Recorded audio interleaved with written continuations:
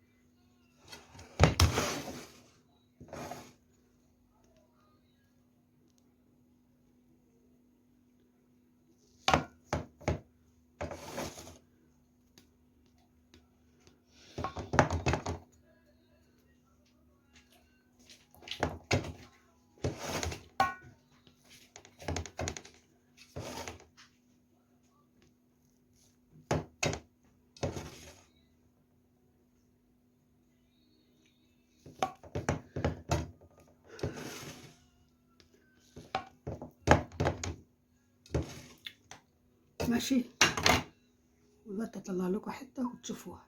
وهو ده الشكل ده بعد ما قطعتها قطع مثلثه ماشي، والهنا والشفا. شايفين شكلها عامل ازاي؟